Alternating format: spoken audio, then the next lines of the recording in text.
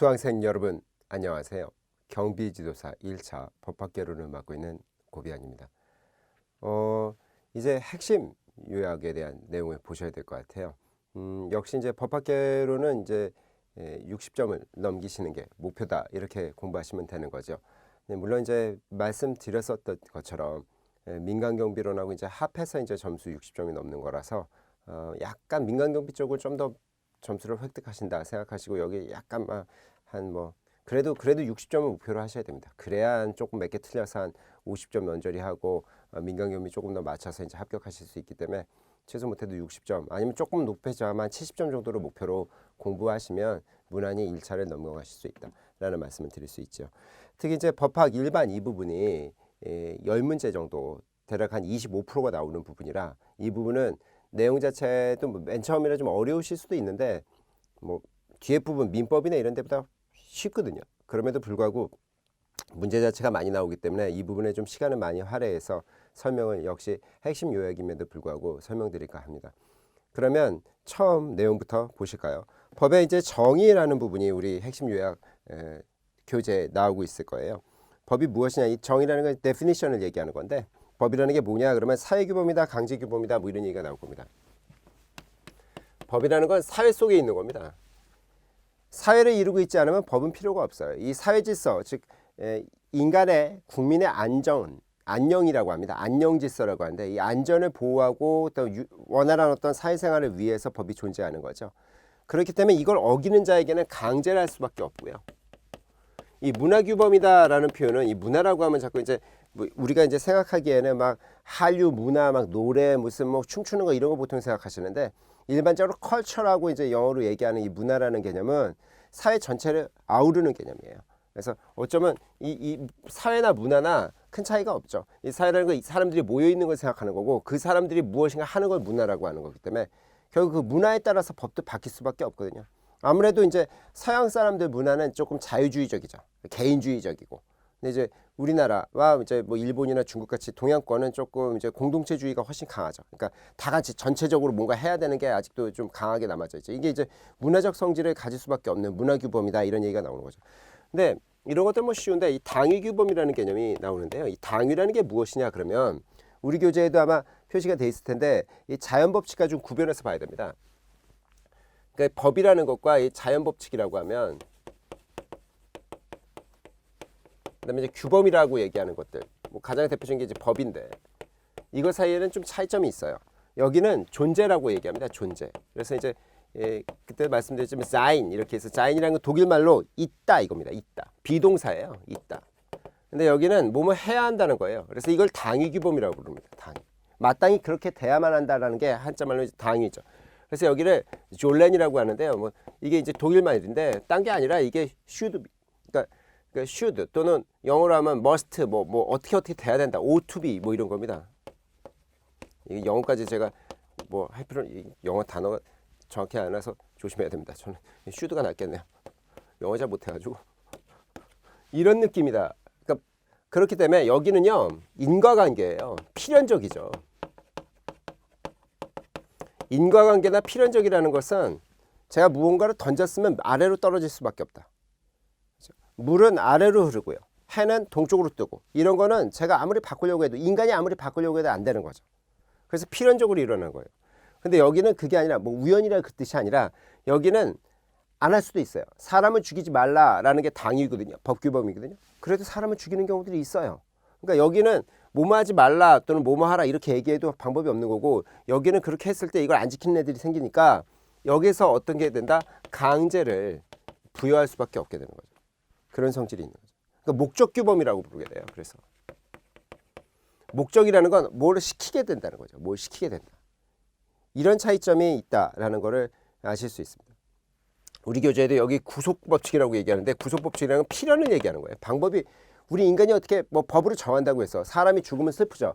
법으로 사람은 죽으면 되지 않는다. 죽지 말아야 된다. 이렇게 얘기하면 안 죽습니까?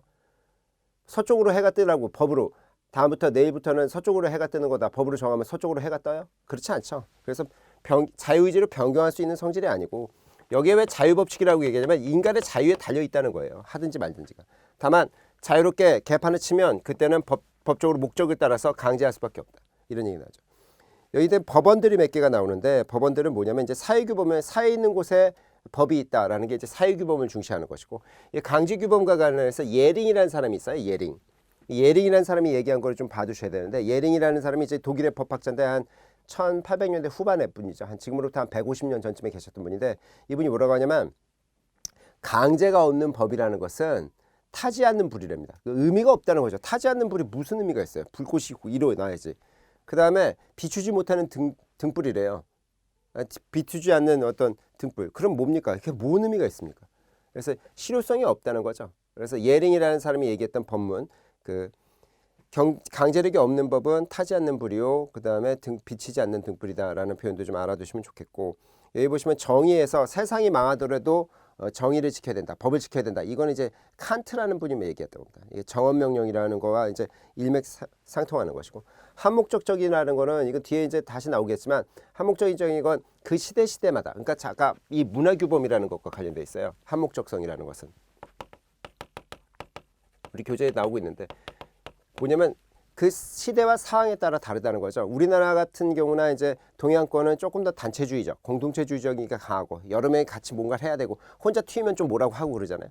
근데 외국은 튀는 거 좋아해요. 서양 애들은 저기.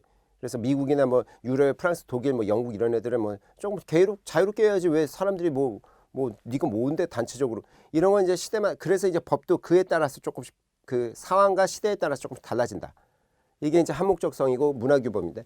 그 얘기에 따르면 국민이 원하는 게 법이다. 이런 법문이 나오는 것이고 법적 안정성이라는 것은 좀 보편적인데요. 법을 너무 자꾸 바꾸면 안 된답니다. 함부로 변경해서는 안 된다. 또는 악법도 법이다 이런 표현이 나오는데 그건 소크라테스가 얘기한 건 아닌데 그런 표현들을 쓰게 되죠. 악법도 법이다 또는 함부로 변경돼서는 안 된다. 아니면 정의의 극치는 부정의의 극치다라는 건데 너무 정의에 맞추려다 보니까 시대적 정의에 맞추려고 해서 법을 자꾸 바꾸면 오히려 사람들이 법이나 이런 규범을 그러니까 맨날 바뀌는 거 필요도 없는 거 이렇게 생각해서 법의 어떤 실효성이 떨어지게 되는 거를 보통 정의의 극치는 부정의의 극치다 이런 얘기들을 하게 되죠. 그 나머지 것들은 이제 말씀드리고 함무라비 법전이라는 게 우리 교재에 나올 텐데 그거는 이 현재 가장 오래된 법전입니다. 돌에 새겨놓은 건데 이 메소포타미아 문명이라고 해서 지금으로부터 거의 4,000년 가까이 지났죠. 그렇죠. 기원전 1700년경이니까 지금으로부터 한 3,700여 년 전에 거의 4,000년에 가깝습니다. 그때 이제 이 지금의 이라크 지역, 시리아 지역 이쪽 동네 아랍 지역에서 있었던 메소포타미아 문명에 있었던 아주 고대 시대에 있었던 거의 지금 최초라고 얘기했는데 지금 발견된 것 중에 가장 오래된 그런 법전이에요. 그거 이제 함무라비 법전이다라고 하는 거. 동해보복이라고 해서 이에는 이, 눈에는 눈, 이에는 이 이래서 뭐 눈 다치게 하면 눈으로 갚아주는 거고 이 다치게 하면 이로 갚아주는 거고 소목 날렸으면 소목 자르는 거고 뭐 이런 좀 탈리오 법칙이라고 하는데 동해보복을 이루는 게 함무라비 법전이다. 이런 것도 같이 나오고 있습니다. 법의 삼중구도를 좀 말씀드렸던데 기본 강의 때도 말씀을 드렸던 것 같은데 삼중구조라는 것은 여기에 이제 그대로 오는 거예요. 그대로 오는 건데 법이라는 게 어떤 걸 뭘 시키는 거죠. 뭐 여기 당위라고 말씀드렸잖아요. 그래서 뭐뭐 하지 말라 또는 뭐뭐 해라 이런 당위의 규범, 즉 행위 규범이에요. 뭐 시키는 겁니다. 세금을 내라. 그러면 이제 뭐뭐 해라죠. 또는 사람을 죽이지 마라. 뭐뭐 하지 마라. 뭐 이런 거예요. 사람을 죽이면 뭐 몇 년 이상 사형 또는 무기 또는 뭐 5년 이상 징역에 처하겠다. 뭐 이런 식의 얘기를 하니까 군대를 와라. 뭐 군대를 안 가면 안 되지. 뭐 이런 식으로 이런 걸 행위를 그러니까 국민들에게 뭘 시키는 거죠. 수범자들에게. 근데 이걸 안 지키면 결국 이 당이라는 게 행위를 강제하니까 강제규범. 예링이 얘기했지 않습니까? 방금 전에 설명드렸지만 타지 않는 불이요. 그렇죠? 비추지 못하는 등불이다. 강제성이 있을 수밖에 없는 거죠. 그러니까 강제성이 있다 보니 요즘은 뭐 강제를 뭐 채찍을 때리진 않고 뭐 옛날처럼 무슨 안 지켰다고 해서 뭐 곤장 때리고 뭐 이러진 않잖아요. 줄이 틀고 이러지 않으니까 이 재판을 통해서 판사들이 보통 해주죠. 그래서 보통 세봐야 이제 깜빵 보내는 것이고 약하면 벌금 맞고 이러는 건데 재판 규범이 될 수밖에 없어요. 재판을 통해서 하니까 현대사회에서는 뭐 현대사회에서도 뭐 선진 우리처럼 이제 선진 문명 국가들 외에는 뭐 어떻게 하는지 모르겠지만 기본적으로 선진 문명 국가들 유럽 국가나 미국이나 뭐 일본이나 우리나라 뭐 등등등 이런 나라들은 OECD 국가라는 것들은 대부분 재판 규범 이런 성질을 갖고 근데 요 두 개만 있어가지고는 방법이 없어요. 이것만 갖고서는 법의 삼중구도를 완성시킬 수가 없습니다. 이 조직 규범이라는 게 필요해요. 조직이라는 건 뭐냐면 행정 조직이 필요하다는 겁니다. 쉽게 말해서 사람을 살해하지 말라라고 얘기했잖아요. 사람을 죽이면 사형 또는 무기 또는 5년 이상의 형에 따르겠다. 이렇게 얘기하고 그걸 강제하려고 해도 제가 사람을 죽였으면 저를 잡아다가 뭐 무릎을 꿇려야 될 거 아니에요. 쉽게 얘기해서 판사 앞에 무릎을 꿇린다는 건 좀 표현이 좀 그렇지만 거기 가서 재판을 받게 하려면 누가 먼저 저를 잡으러 가야 돼요? 경찰이 있어야 될 것이고 검사가 있어야 될 것이고 판사가 있어야 될 거 아닙니까? 아니면 뭐 세금 안 내는 애들 뭐 세금 걷게 하면 세무공무원이 필요하고 이런 조직이 필요합니다. 아니면 뭐 군대에서 문제가 있다면 군인이 필요하고 공무원 조직 이런 조직이 있어야지만 이걸 실현시킬 수 있습니다. 강제는 뭐 아무나 강제합니까? 그래서 공무원 조직이 필요하다. 그래서 조직이 필요할 수밖에 없다. 이런 얘기죠. 그래서 세 가지가 있는 겁니다. 순서야 우리 교재 행위, 조직, 강제라고 되어 있지만 실은 이 논리적인 개념의 순서는 행위와 강제와 그 다음에 조직 규범 이렇게 되는 겁니다. 아실 거고 법과 이제 비슷한 것들에 대한 분류 개념을 좀 보셔야 되는데 이제 법과 도덕이라는 게 있죠. 요거는 시험에 자주 나오기 때문에 잘 보셔야 돼요. 근데 요걸 비교해서 아셔야 되는데 대체로 법이라는 게 도덕에서 나온 건 맞습니다. 이 도덕으로부터 법이 연류한 거지 법이 먼저 생겼다고 볼 수는 없어요. 근데 어쨌든 이 차이점은 뭐냐면 여기는 대체로 내면적인 겁니다. 내면적이라는 것보다 이게 가장 큰 차이점이에요.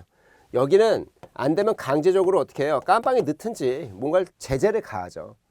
근데 여기는 그러기보다는 어떻다 강제성이 좀 떨어져요. 비강제적이다 이렇게 얘기할 수 있는데 완전히 비강제적이라고 얘기하기 조금 애매한 거는 이제 비난을 당하긴 하죠. 부도덕적인 사람들 비난하잖아요. 뭐 부모를 뭐 함부로 부모한테 욕한다고 해서 범죄는 아니거든요. 그래도 우리가 부모한테 욕하는 사람이 있으면 아유 말이 되나. 심지어 자식한테 부모가 함부로 해도 뭡니까? 범죄는 아니에요. 그렇지만 그 아유 뭐 그런 식으로 저기 다 큰 자식을 욕을 하고 그러니까 그런 비난은 당할 수밖에 없는데 이걸 그렇다고 해서 깜빵이 넣거나 뭐 그러지 않으니까 그런 점에서 상대적으로 비강제적이다 이렇게 얘기하는 거죠. 강제성이 약한 거죠. 여기는 그러다 보니까 안 되면 타율적으로라도 뭔가를 하는 거죠. 근데 여긴 자율적으로 맡겨놓는 겁니다. 저도 이제 어머님은 자주 찾아뵈야 되는데 또 그렇게 못하고 있거든요. 그러면 부려져. 그러면 이제 하지만 그렇다고 해서 뭐 경찰이 와서 저를 잡으러 가진 않잖아요. 그러니까 자유스럽게 하는 거고 여기는 타율적인 거죠. 그러니까 여기는 안 되면 외면적이에요. 외부로 나타난 것만 제재하죠. 제가 나쁜 마음을 먹을 수도 있거든요. 뭐 어떤 걸 훔치고 싶거나 뭐 그런 마음 가질 수 있거나 누구 때리고 싶은 사람도 있어요. 지금은 거의 없는데 요즘은 아니 뭐 요즘은 조금 저도 막 나이 많이 먹은 건 아니지만 나이가 드니까 조금 뭐 이렇게 막 흥분이 많이 되진 않아요. 근데 이제 어렸을 때는 좀 화도 나고 그런 게 많죠. 다혈질적인 게 있죠. 이제 젊었을 때는 그럼 막 때리고 싶은 사람도 있고 그랬을 거거든요. 근데 제가 마음만 먹었다고 해서 처벌하지 않거든요. 실질적으로 외면적으로 외부적으로 뭔가를 했을 때 하는 거죠. 근데 여기는 내면적으로는 생기라 제가 만약에 나쁜 마음을 먹었다는 것도 도덕적이진 않죠. 그렇죠. 나쁜 마음을 먹었다는 것만 해도 도덕적이라고 얘기할 수는 없는 건데. 근데 여기서 좀 어려운 게 뭐냐면 여기는 이 일면적 또는 일방적 이런 표현을 쓰는데 그거보다 이제 편면적이라는 표현을 알아두시죠. 편면적이라는 게 딴 게 아닙니다. 이 편면이라는 표현이 일방적이거나 일면적이다 이 뜻입니다. 근데 여기는 쌍방향적이에요. 쌍방향적이라는 건 상호적이라는 얘기죠. 상호적. 일면적이지 않고 서로 주고받는 관계 속에 있다라고 생각하는 거예요. 이해되시죠? 상호관계 속에 있다는 거예요. 요 개념을 이해 좀 해주셔야 됩니다. 이게 무슨 얘기야? 그러면 법과 도덕에 관한 그 부분 보시면 요걸 좀 헷갈려 하시는데 여기 양면성이라고 불러야 되지. 양면성. 그래서 이 편면적이라는 표현이 어렵게 생각하시면 일방적이다. 만약에 부모님이 저를 키워주시고 돈도 주고 뭐 여러 가지 하셨잖아요. 그러면 그게 뭐 나중에 얘를 잘 키워서 얘가 나중에 뽑아 먹어야지 이런 걸로 절 키우신 건 아니에요. 그 다음에 제가 부모님한테 또 잘할 수도 있거든요. 뭐 만약에 제가 찾아뵙지 못해도 되게 죄송하고 막 그런 마음이 들잖아요. 그게 뭐 우리 엄마 아빠가 뭐 부자라서 내가 여기서 뽑아 먹으려고 나중에 상속받아야지 이래서 그러는 겁니까? 그렇지 않거든요. 일반적인 거예요. 이 도덕적이라는 그 마음은 일면적인 거죠. 근데 여기 양면적이라는 것은 여기 법의 영역을 주고받는 겁니다. 제가 만약에 뭐 어디 가서 아르바이트를 1개월 했으면 그거에 따라서 반대급부가 오는 거고요. 제가 이해되세요? 제가 잘못한 게 있으면 그만큼의 피해를 보는 거고 손해배상을 해줘야 되고 그래서 이게 쌍방향적인 거죠. 이 법의 영역은. 요거를 좀 구별해서 좀 알아두셔야 돼요. 그 밖에도 이제 다른 내용에서 여기 우리 교재에는 여기는 목적적이죠. 그러니까 정의의 개념이에요. 저스티스를 지켜야 된다 이거죠. 근데 여기는 그렇게 보다 선입니다. 선. 굿이라고 얘기하는데 착한 일. 저스티스와 선의 개념은 좀 달라요. 오히려 잘못한 사람을 봐주는 게 선입니다. 오히려 잘못한 사람을 그래 그럴 수도 있어요. 봐주는 게 어쩌면 종교적인 어떤 의미의 선인데 법은 그렇게 할 수 없죠. 시시비비를 가리는 겁니다. 그런 차이점이 이제 도덕과 법의 차이점이다. 그걸 알아두셔야 되고 도덕과 법에 대해서 학자들의 견해들이 좀 있어서 그걸 좀 보셔야 되는데 그 중에 이제 몇 가지 보시면 칸트가 아까 말씀드렸지만 칸트는 법을 정의를 세워야 되는 것이다. 이렇게 강하게 얘기하고 있고 그다음에 이제 예링 같은 사람은 이 예링이라는 분이 아까도 뭐 타지 않는 불이니 뭐 이런 좋은 명언들을 남기셨는데 이분이 명언 제조기입니다. 그래서 법에 대해서는 약간 법은 희망봉 같답니다. 희망봉. 그래서 이게 뭐냐 케이프 호른이라는 이것인데 뭐냐면 이게 그림을 그리시면 여기가 아프리카고 여기가 유럽이다. 유럽을 그리면 여기 아시아가 있잖아요. 그럼 옛날에는 여기 요즘은 수에즈 운하가 있어서 있는데 이때는 이렇게 돌아서 왔대요. 그럼 여기까지는 인도양이라고 부르고 여기까지는 대서양인데요. 대서양과 인도양 사이 여기를 케이프타운이라고 부르거든요. 케이프타운 희망봉이라고 부르는 데입니다. 희망봉. 아마 제가 알기로는 그래요. 근데 여기와 여기 사이를 가르는 게 한 끗 차이잖아요. 한 끗 차이. 그러니까 법과 도덕을 나누는 거는 정말 쉽지 않다. 근데 그 미묘한 어떤 차이점은 존재한다. 이런 얘기를 이제 희망봉이다 이런 식으로 얘기를 표현한 것이고 옐리네크라는 분 건좀 보셔야 되는데 옐리네크는 이분도 이제 이 예링이랑 비슷한 때 독일의 법학자인데 이 사람은 법은 도덕의 최소한이어야 된다. 이런 얘기를 하죠. 그러니까 너무 법을 크게 보지 말고 그러니까 그림으로 그리면 도덕이라는 게 이렇게 크면 그 중에 중요한 것만 법으로 정해야 된다. 이렇게 생각하시는 분이에요. 옐리네크는. 이건 예링이라는 분이 예링이죠. 아마 제가 알기로는 이렇게 쓸 겁니다. 정확한지 모르겠습니다. 그 다음에 여기 옐리네크 말고 슈멀러라는 분이 계세요. 슈멀러는 너무 길어서 제가 그냥 글자로 이걸로밖에 못 쓰겠네요. 슈멀러는 법은 도덕을 최대한으로 끌어올려야 된다고 생각해요. 이분은. 근데 이 개념은 어떤 거냐면 이 법이라는 게 도덕보다 좀 더 세게 처벌하는 느낌이다. 이런 식으로 생각하는 겁니다. 그래서 도덕 중에 중요한 부분들이 있으면 빠르게 수용을 해야 된다는 게 슈멀러의 생각이죠. 그래서 확대 적용해야 된다. 약간 이분들이 약간 다르죠. 그래서 이런 것들이 시험에 나온 바가 있었기 때문에 한번 지나가는 길에 보셔야 되고 법과 관습으로 넘어올까요? 이쪽 왼쪽으로 좀 와주십시오. 법과 관습에 대한 얘기를 좀 드려야 됩니다. 법과 도덕의 관념은 매우 중요합니다. 시험에 자주 나왔고 앞으로도 계속 나올 거고 그래서 특히 이제 판면적이라는 표현이 아마 도덕적인 영역 이렇게 생각하시는데 그 이제 이 표현이 어려워서 헷갈리시는데 일방향적이라는 거죠. 부모 자식 간의 같은 느낌의 어떤 일방향적인 느낌 이렇게 생각하시면 되고 법과 관습이라는 것도 좀 비슷하면서 조금 달라요. 보통 이 관습이 오랫동안 정착되면 법으로 만들어지는 겁니다. 우리 같으면 부처님 오신 날 쉬잖아요. 법으로 쉬게끔 만들어놨거든요.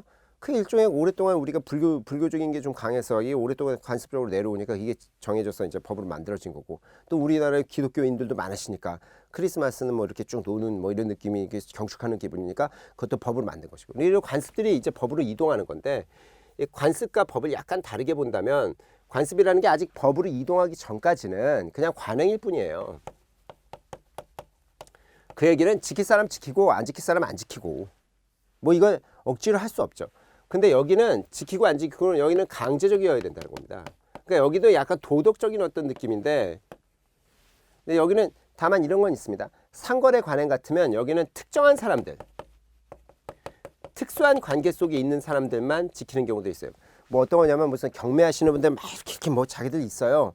그럼 저는 전혀 못 알아듣거든요. 근데 본인들은 관행이라서 이걸 알고 있어요. 근데 뭐 보편적이진 않죠. 근데 여기는 보편적이에요. 법이라는 건 조금 더 보편적이라 전 국민 대상으로 법이 적용되는 이런 개념이죠. 그러니까 뭐 아까 뭐 부처님 오신 날이나 크리스마스 같은 건 보편적으로 적용하게 된 거죠. 특수한 사람들 원래 기독교인들만 경축하던 건데 전 국민이 그냥 다 같이 놀아도 되겠구나. 아니면 부처님 오신 날 같으면 불자라고 부르죠. 불교 신도들만 지키는 거였는데 이거를 전체적으로 하겠다. 그러니까 여기서 특수한 관계에서 보편으로 넘어오면 법이라 이해할 수 있는 그런 개념들이죠. 이해되죠? 근데 관습에 대해서는 조금 이제 나중에 불문법적인 부분이 있어서 나중에 다시 한번 말씀드리도록 할 것이고 그 다음에 이제 법과 만약 종교로 나눠서 얘기하자면 어떠냐. 법과 종교도 비슷해요. 방금 전에 말씀드렸지만 이것도 뭐 종교적인 것들은 약간 그 신도들만 지키는 근데 여기는 이제 그 보편적으로 조금 더 보편적이 되는 거죠. 근데 이 법이라는 건 도덕적인 차원이 훨씬 강하죠. 아까도 말씀드렸지만 선이죠. 선. 오히려 살인범을 뭐 깜빵이 안 보내요. 이분들은 그분들도 뭐 괜찮다 이렇게 얘기하는 거죠. 이게 선의 개념입니다. 근데 이쪽은 그렇게 안 돼요. 여긴 저스티스의 개념입니다. 잘못한 사람은 처벌을 할 수밖에 없다는 겁니다. 그 사람 아주 어려운 부분이 있어도 약간은 이해해 줄 수 있어도 그렇다고 해서 깜빡이 안 낼 수는 없잖아요. 이렇게 보는 거죠. 그래서 이쪽은 이 종교나 관습, 여긴 도덕이랑 가깝지만 이쪽은 약간 차원이 조금 다르다. 국가의 강제 이런 차원이 가고 여기 강제하지 않잖아요. 이런 차원이. 자연법과 실정법이라는 게 있는데 이 얘기는 어떻게 다른 거야, 선생님? 그러면 오히려 그림은 이렇게 그리는 게 낫습니다. 실정법과 자연법. 방향이 이러니까. 그때도 좀 설명을 드렸던 건데 다시 설명드리면 자연법은 어떻게 보면 도덕이랑 가깝습니다. 도덕, 이꼬르 도덕이라고 얘기할 수는 없어요. 하지만 도덕이랑 가깝다라는 게 정말 비슷하다 이런 느낌. 근데 여기는 그야말로 법, 그러니까 정한 법, 보통 제정법이라 불러요. 성문으로 만든 법들 이렇게 생각하시면 돼요. 이게 이제 우리나라 법체계가 유럽, 서양 사람들, 백인들로부터 온 건데 굳이 얘기하면 이 사람들이 이제 전 세계를 이제 워낙 과학 발전하면서 산업혁명이 있으면서 근대 사회부터 이제 유럽의 세계를 만들었잖아요. 그러다 보니까 이쪽 법을 들여왔는데 이쪽 법의 특징은 이제 이 기독교 중심이라서 하느님이 모든 걸 창설하셨다 이렇게 생각했거든요. 이 사람들 생각이. 그쪽 기독교 저쪽 유럽 쪽은. 그러다 보니까 이게 신법이라는 게 있어요. 하느님의 법. 그리고 신이 뭘 만드셨냐면 자연을 만들었다 이겁니다. 그 자연의 일부가 인간이고 그러니 이 자연이나 신의 영역은 우리 인간이 넘어설 수 없는 영역이라고 생각하는 게 자연법주의자예요. 바람이 분다 이거 뭐 그 자연의 영역이고 신의 영역이죠. 그래서 이런 것들을 우리 인간이 어떻게 바꿀 수가 없지 않느냐. 그러니까 아까도 말씀드린 게 존재 영역이라는 느낌이에요. 존재 영역 느낌이. 하지만 이제 존재 영역을 법화시킨 거죠. 근데 여기는 그런 거 없다 이거예요. 이게 이 신의 존재에 대해서 약간 부정하는 느낌의 어떤 강한 그런 느낌이에요. 그래서 인간 자체, 인간 본위적이어야 된다 이런 얘기들을 생각하는 거죠. 그래서 이쪽은 인간 스스로가 모든 걸 만들어낼 수 있다 이렇게 생각하죠. 근데 뭐 어느 게 맞냐 그러면 맞다 틀리다 할 수 없죠. 현대 사회는 이쪽에 가깝습니다만 이거를 무시할 수는 없어요. 아무리 인간 본위적이라도 인간이 만든다고 해서 아까 말씀드렸잖아요. 해가 동쪽으로 떠야 되는데 서쪽으로 뜬다고 아무리 얘기한다. 지구가 돌지 않는다고 법을 만듭니다. 지구는 네모나대요. 그런 법을 만들든 인간 본위적이라고 해서 이게 맞습니까? 자연 법칙이나 신리하고 안 맞지? 진리하고 안 맞지? 그러니까 인간 본위적이라도 인간의 한계는 존재할 수밖에 없다고 보는 자연법주의가 대립은 하지만 이쪽이 약간 요즘은 유리하게 얘기가 되는 그런 얘기들이죠. 그래서 여기는 뭐 알아두시고 있는 여기는 법과 도덕을 구별할까요? 구별하지 않을까요? 대체로 구별하지 않는다가 되는 거고 요는 이쪽은 뭡니까? 법과 도덕을 구별하게 되겠죠. 이 차이점이 이제 시험에 나올 수 있는 거죠. 그래서 우리 교재에도 나와 있습니다. 자연법론자들은 법과 도덕의 구별을 부인한다. 그렇죠. 이거 어차피 법이라는 거 도덕 안에 있다 이렇게 생각하는 것이고 실정법주의자들은 뭔가 자연과 즉 도덕 영역과 법은 분리될 수밖에 없다. 인간 본위적이다 이렇게 생각하죠. 법의 목적과 이념에 대한 얘기를 좀 드려야 될 것 같아요. 쭉 보실까요?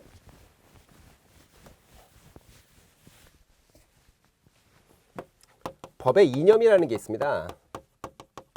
법은 무엇을 위해서 존재하느냐 이러면 이게 아까 설명드리려다가 아까 우리 교재에 라드부르라는 분이 계셨어요. 이 라드부르도 독일의 법학자인데 이게 독일 사람들이 많이 나와 그러면 독일 사람들이 이게 날씨가 우중충해가지고요. 그래가지고 밖에 잘 안 나가는데요. 저도 뭐 독일은 한번 놀러는 가봤었는데 막 그닥 그 여름철에 가서 그닥 그러지 않는데 겨울이 되게 길답니다. 춥고. 그래서 이제 안쪽에서 뭐 공부 좀 하는 그런 사람들이 많이 생겼나 본데 어째 이 라드부르라는 사람이 어떤 얘기를 했냐면 이게 20세기의 법학자십니다. 근데 이 사람이 법이라는 것은 정의를 위해서 존재한다. 이 정의라는 개념. 이 정의라는 개념이 어떤 거냐면 무조건 사는 사람을 용서해 준다는 개념이 아니에요. 정의는 용서보다는 시시비비를 가리는 게 훨씬 강한 겁니다. 잘못한 사람에게 혼을 내고 이 뜻이 강해요. 잘한 사람은 칭찬해 주되. 그래서 이 정의 개념을 세워야 되는 건데 이 정의 개념을 위해서는 아까도 말씀드린 좀 한 목적성과 이 법적 안정성이라는 두 큰 틀이 있다고 생각을 해요. 그래서 이 세 가지가 법의 이념, 3대 이념이라고 부르는 거예요. 3대지만 얘가 최고고 얘를 위해서 두 다리가 존재한다고 생각합니다. 기둥처럼 생각해요. 그림으로 그리자면 여기 이렇게 뭔가 이런 어떤 게 있다면 요렇게 이게 정의고요. 이걸 바치는 한목적성과 법적 안정성이 이걸 바치고 있다 이렇게 생각하죠. 근데 여기는 시대마다 바뀔 수밖에 없다는 겁니다. 시대와 그 상황에 따라서 좀 가변적이죠. 그래서 여기는 이제 보통 유럽 같은 국가들은 자유주의가 중시되는 것이고 우리 같으면 이제 공동체주의가 중시되는 겁니다. 단체주의적인.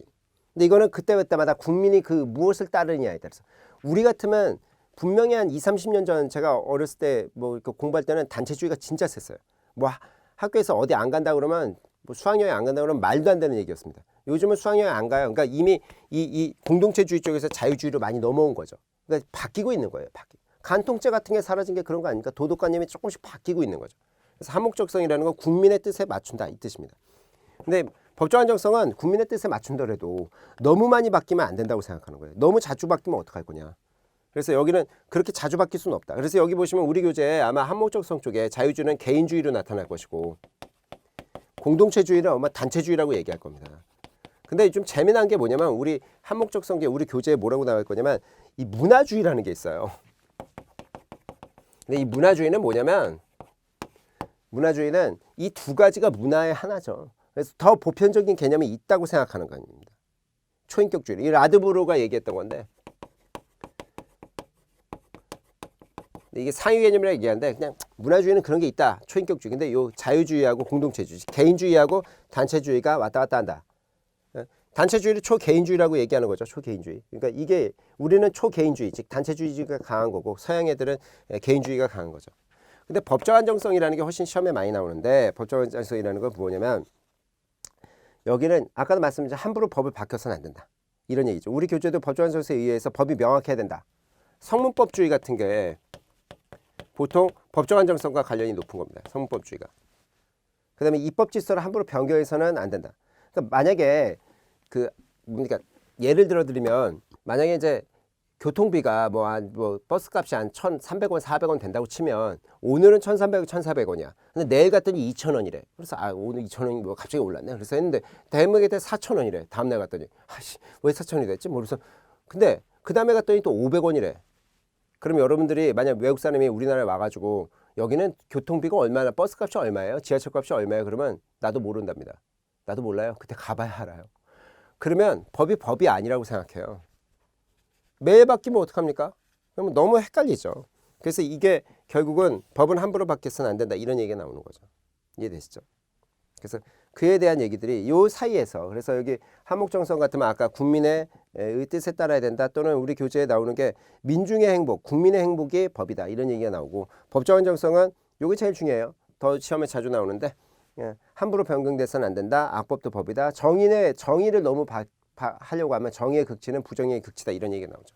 근데 이 정의와 관련돼서 우리 교재에는 어떤 얘기가 나오냐면 플라톤 얘기도 있고 아리스토텔레스 얘기도 있고 그래요. 뭐 칸트 뭐 이런 분들은 아까 설명드렸으니까 그냥 넘어가고 그 중에 이제 플라톤도 말씀드릴게요. 플라톤은 삼덕이라고 해서 이 덕이 존재해야 되는데요. 각각 사람마다 다르대요. 이 철인의 덕이 있어야 되고 그다음에 이제 이 정치하는 사람은 지혜가 있어야 돼서 그다음에 이제 군인의 덕이 있고 이 농민 일반적인 사람들이 있는데 이 백성이라고 하는 농민들은 절약하는 정신이 있어야 된답니다. 절약하는 정신. 군인은 용기예요, 용기. 근데 이 정치인은 철인은 철학이라는 거예요. 철이라는 게 무슨 철인 28호 그래서 막 힘이 세고 그게 아니라 철학적인 어떤 지혜가 존재해야 된다. 지혜. 그렇죠. 다른 사람을 이해하고 이끌 수 있는 리더로서의. 근데 이 군인은 용기가 더 중요하고 근검절약하는 농민의 정신이 필요하다. 그러니까 열심히 일하고 절제하고 뭐 이런 게 필요하다. 근데 요거 아리스토텔레스는 이 플라톤의 제자입니다. 이 플라톤 위에는 소크라테스라는 분이 계시고 이게 3대 철학자인데 그리스 시대. 이 아리스토텔레스는 어떻게 얘기했냐면 이분의 정의관념이 정말 중요한데요. 정의라는 게 일반적 정의라는 게 있대요. 일반적이라니까 뭐 별게 아니라는 게 아니라 이게 정의 중에 제일 높은 보편적 정의라는 겁니다. 이게 뭐냐면 사회의 도덕 질서 이렇게 생각해요. 준법 정신 이걸 지키려는 마음 그러니까 정말 고귀한 마음 이렇게 생각합니다. 인간으로서의 어떤 고차원적인 이거를 지키기 위해서 뭐가 필요하냐면 평균적 정의라는 게 있고요. 요거 이제 평균적 정의라고 할 때 절대적 평등 이렇게도 부릅니다. 그다음에 요거를 이제 요거를 지키기 위해서 여기 두 가지가 있다는데 그다음에 상대적 배분적 정의라는 게 있어요. 요걸 보통 상대적 정의라고 얘기하죠. 상대적 평등. 이렇게 부릅니다. 그래서 이게 아리스토텔레스 얘기가 아직도 평등주의나 정의에서는 아직도 2000여 년 넘게 이제 이 아리스토텔레스 얘기를 하고 있는 건데, 평균적 정의라는 건 굳이 쉽게 말씀드리면 1인 1표 같은 것들, 모든 국민에게 기본적으로 줘야 되는 거, 이런 거세요. 이거를 뭐라고 하냐면 교환적 가치라고 이렇게 부르죠. 그러니까 잘하면 잘한 대로, 그러니까 같은 것은 같게 해요. 못한 것은 못한 대로 혼을 내주고, 잘한 것은 칭찬하고. 근데 여기는 부재는 복지 정책입니다. 어려운 사람은 조금 더 주고, 이런 것들이에요. 그래서 여기는 다른 것은 다르게입니다. 그래서 뭐 누진세니 이런 것들 있죠. 이게 상대적이죠, 굉장히. 교환적 가치라는 건 딱딱 주어진 대로만 딱딱 주는 건데, 이거는 상대적으로 어려운 사람들은 조금, 부자들은 조금 더 갖고 어려운 사람은 좀 덜 갖고, 아니면 이제 그 사람들한테 이제 사회 기초생활 수급을 준다거나 뭐 이런 복지 정책적인 게 배분적적이죠. 현대 사회에서는 배분적적인 얘기들이 많이 나오는데, 각자 능력이나 그 상황에 맞게끔. 하지만 평균적 정의를 없이는 이게 만들어질 수가 없어요. 그래서 이 두 축을 가지고 일반적인 도덕 질서나 준법 정신의 사회를 만들어낼 수 있다, 이렇게 생각하는 거죠. 그 내용은 잘 봐두셔야 됩니다. 그 다음에 법의 효력이라는 부분을 조금만 더 보실게요. 법의 실질적 효력이라는 부분은 이제 우리 교재에 보시게 될 거예요. 그래서 이쪽으로 좀 넘어오실까요? 법의 실질적 효력.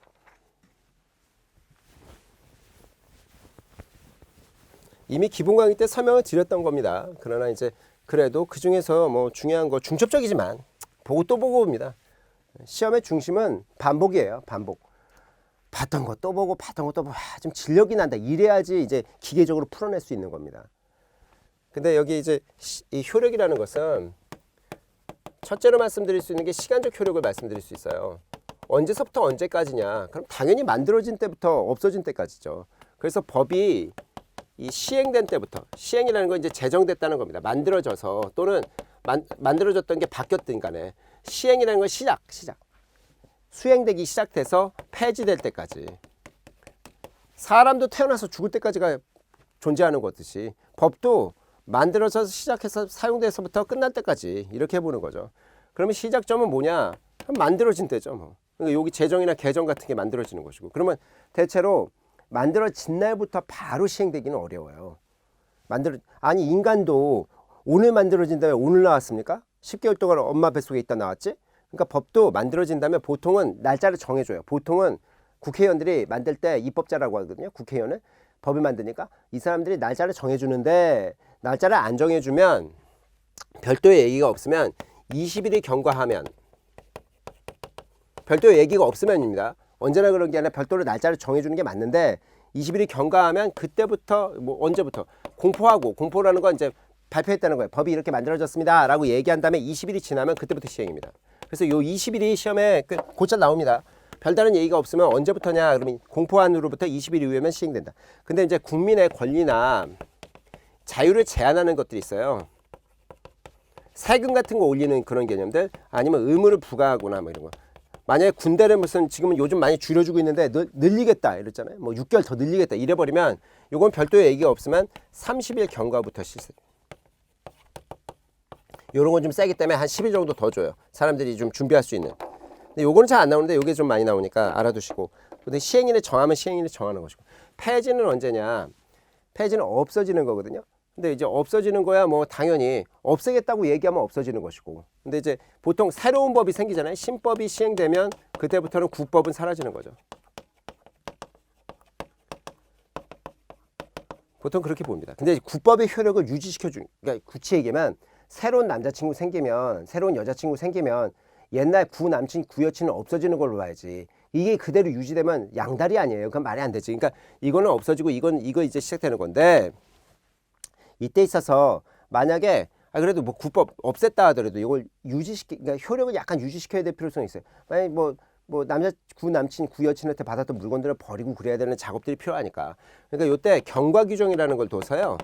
경우에 따라서 국법을 약간 사용하는 경우들도 있습니다. 일정 부분, 일정 시간 동안. 그래서 경과 규정이라는 표현, 경과법이라고도 부르거든요.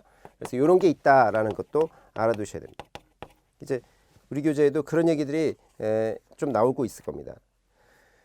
그다음에 이제 법률 불소급이라는 걸 좀 알아두셔야 되는데, 경과법, 법률 불소급이라는 거, 법률 불소급이 이제 경과법과 훨씬 더 가까운데, 이거 얘기해서 얘기 나오는 거예요. 소급이라는 게 뒤로 돌린다는 건데 불이라는 게 뒤로 돌리지 말라는 거예요. 특히 형법에서 굉장히 중시되는 얘기입니다. 다른 법에서는 약간 이거를 지키지 않고 소급해 줍니다. 그래서 소송법이나 아니면 민법 같은 데 있잖아요. 이런 때는 소급을 또 해요. 많이 하는 편이에요. 근데 이 형법은 정말 소급을 안 합니다. 정말 소급하지 말라 이렇게 해서 불소급이 지금 강하게 지켜지는데, 불소급이라는 게 뭐냐면 이렇게 됐을 때 법이 이때부터 시작됐다고 칩시다. 2020년 1월 1일부터 법이 시행됐다 칩시다. 20일 지나야 되는 거 아니야 선생님? 그거는 제가 아까 말씀드렸죠. 별도의 얘기가 없으면이고, 별도의 얘기가 있으면 딱 보통 1월 1일부터 시작되는 게 되게 많아요. 보통 그렇게 정합니다. 법을 만들면 1월 1일부터 또는 7월 1일부터 이렇게 많이 정해놔요. 그래서 그때부터 시작하게끔 딱딱 상반기 하반기 끌어서 입법자들이 그렇게 정하는 게 많고, 그게 없을 때 20일이 경과하고, 권리 의무화 얘기하는 건 그런 얘기가 없을 때 30일이 경과하는 거죠. 그래서 이때부터 진행됐다면 이때 걸려야, 이때 뭡니까, 뭐 이게 처벌 규정이 있다라고 하면 이때 걸려야 처벌하지. 이때 사건들은 뭐 2019년에 있었거나 2018년에 있었던 사건들은 이걸 왜 처벌합니까? 처벌할 수가 없지. 이때부터 시행된다고 하면. 이해되세요? 예전에 2014년으로 돌아가 볼게요. 하나 말씀드려요. 동물보호법이라는 게 2014년에 만들어집니다. 1월 1일부터 했는지 저는 기억이 안 나는데, 동물보호법이라는 게 뭐냐면 개나 고양이 같은 걸 때리면 처벌하겠대요. 그 전까지는 처벌하지 않았는데 집에서 때려도 됩니다. 집에서는 내 개는 내가 잡아먹어도 돼요. 그야 뭐 지금도 마찬가지입니다. 그런데 다만 이걸 길바닥에서 잡아먹으면 안 된다는 거예요. 종전까지 그 법이 없었거든요. 그러니까 만약 2013년경에 제가 복날에 제 개를 잡아먹잖아요. 길바닥에서. 어떻게 길바닥... 전부 이제 대도시권에 사시니까 그렇지, 요즘은 도시권에 사셔서 그렇지, 시골 같으면 할아버지 할머니들이 모여가지고 개 잡아 드실 수도 있거든요. 그런 경우에 있어서는 그때는 원칙적으로 2014년 같으면 처벌 안 하는데 2014년에 하고 가시면 처벌해요. 2014년 7월 7일에 하고 있으면. 그래서 이게 만들어진 다음부터 적용하는 게 원칙인데, 이걸 혹시 뒤로 가서 옛날 거를 처벌할 수 있겠냐는 거예요. 그랬더니 원칙으로는 법률 불소급, 그렇게 하지 말라. 이걸 다른 말로 성표 금지라고도 부르죠. 그래서 그렇게 하지 말라 이거예요. 그렇게 하지 말라. 근데 소송법이나 민법에서는 또 많이 그렇게 해요. 그러니까 처벌 규정이 없기 때문에 민법 같은 거 처벌하는 게 아니에요.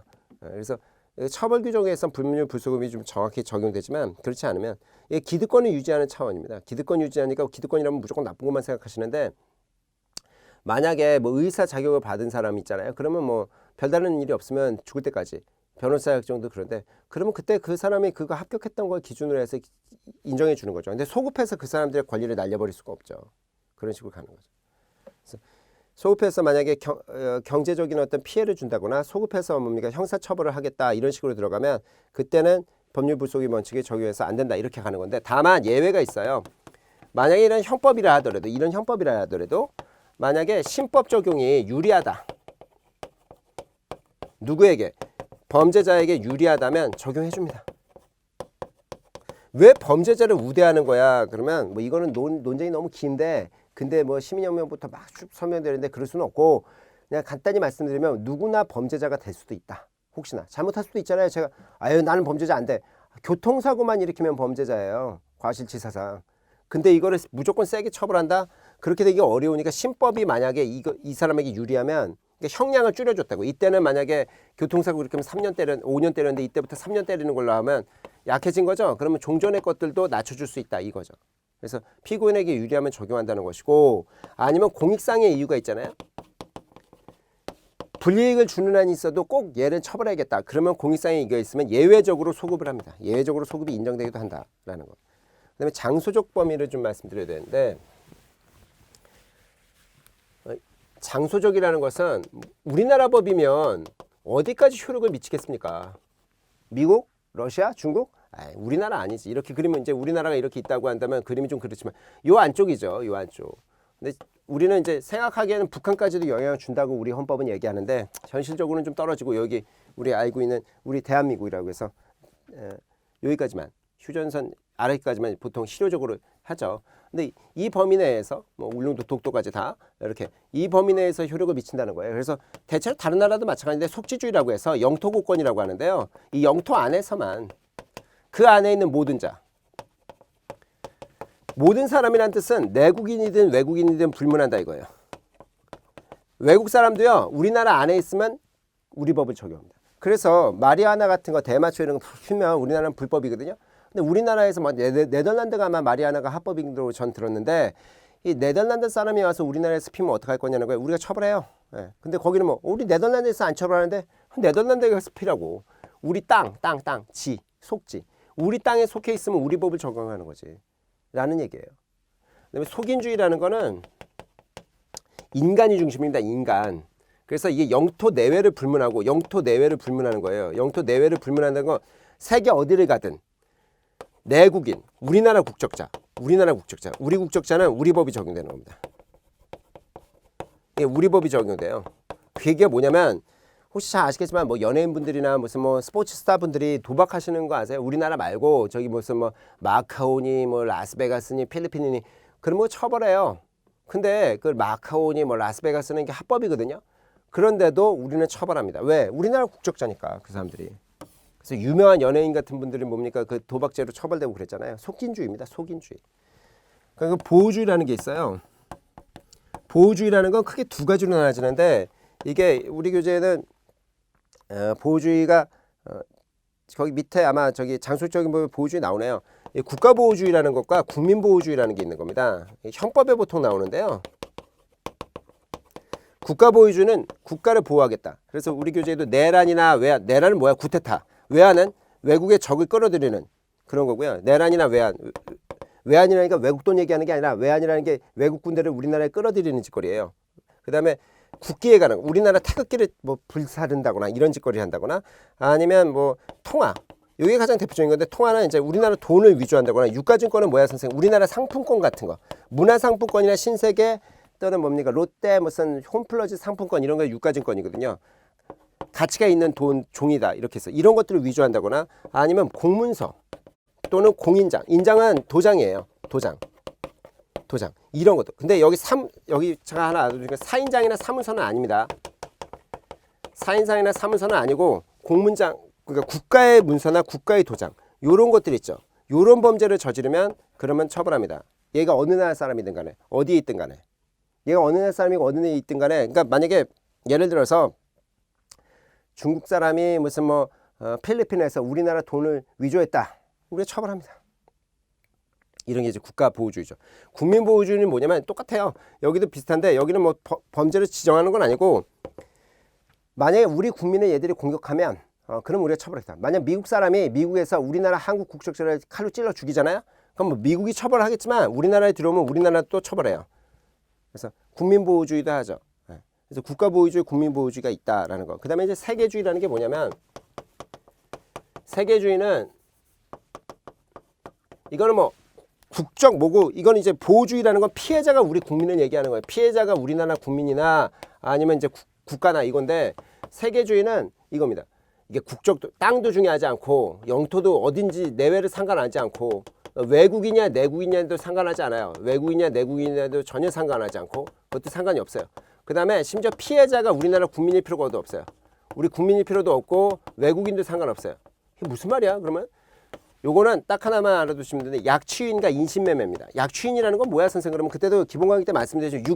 유괴를 얘기하고 납치 얘기하는 겁니다. 인신매매는요. 유엔이 우리나라한테 권고했어요. 그래서 2014년에 우리나라에 들어온 걸로 알고 있습니다.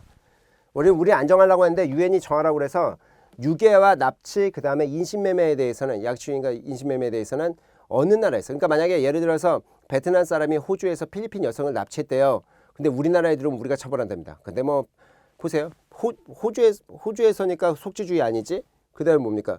얘 범죄자 누구예요? 베트남 남자인데 그래도 뭐 우리나라 국민도 아니지? 그 다음 피해자도 뭐예요? 필리핀 여성이면 우리 피해자도 우리 보호주의가 아닌데 그래도 우리는 처벌할 수 있다. 이게 세계주의죠. 근데 기국주의라는 것만 마저 말씀드리면 기국주의는 어떤 얘기냐면 깃발을 얘기하는 겁니다. 깃발. 만약에 비행기가 이렇게 해서 미국에서 우리나라로 날아온다 칩시다. 그러면 여기 날아올 때 태평양 건너오거든요. 비행기가. 근데 만약에 이 비행기 안에서 어디 뭐라고 캐나다 남자가 있었는데 이 캐나다 남자가 A라는 남자가 만약에 B라는 여성인데 요번에 스튜어디스예요. 근데 스튜어디스인데 우리나라 사람은 아니고 요 사람 미국 국적자라고 합시다. 근데 요 여성을 강제 추행해요. 그래서 요거를 잡았는데 어디가 처벌할 거냐 그러면 요거 태평양 한가운데라서 속지주의가 아니고 우리나라 입장에서는 뭡니까? 피해자는 미국 사람, 가해자는 캐나다 사람. 근데 뭐 이게 세계주의를 적용할 건 아니잖아요. 뭐 어떻게 우리나라 피해 준 것도 없고 그러면 어떻게 할 거냐 그랬더니 요 비행기가 어느 나라 거냐? 우리나라 깃발을 달고 있는 대한항공과 아시아나였으면 우리가 처벌합니다. 선착지나 기착지를 중심으로 한다고 해서 깃발을 중심으로 해요. 보통 그냥 쉽게 말씀드리면 저게 만약에 미국 비행기였으면 미국이 처벌하겠죠. 그런 식으로 간다라는 개념이 얘기가 될 수 있는 겁니다. 개인적 효력은 이제 그래서 이제 기본적으로는 속지주의를 중심으로 해서 속인주의를 썩고 있다 이렇게 알아두시면 되는 내용이다라고 말씀드릴 수 있습니다. 내용이 법원에 대해서 이제 말씀을 드릴 차례인데 또 내용이 너무 많으니까 중간에 한번 끊고 가야 될 것 같습니다. 1강에서 공부하신 내용들 여기서 특히 이제 정의 개념 있지 않습니까? 정의의 개념 그다음에 이제 그 밑에 두 축인 법의 이념 중에 한 목적성과 그다음에 법적 안정성에 대한 법원 같은 것들 고득점하고 싶으시면 그걸 좀 받으셔야 돼요. 법원들가 돼요. 그래서 최근에 조금 어렵게 나오는 경향이 있어서 그걸 내는 경향이 있고 그래서 법원들 학자별 법원들을 조금 받으시고 그 다음에 이제 법과 도덕의 개념은 정말 이런 표현 죄송합니다. 약간 속옷 쓰겠습니다. 빠삭하게 좀 공부해 놓으세요. 거기는 자주 나오는 거라서 빠삭하게 공부해 놓으시고 효력 같으면 법률 불소급이나 이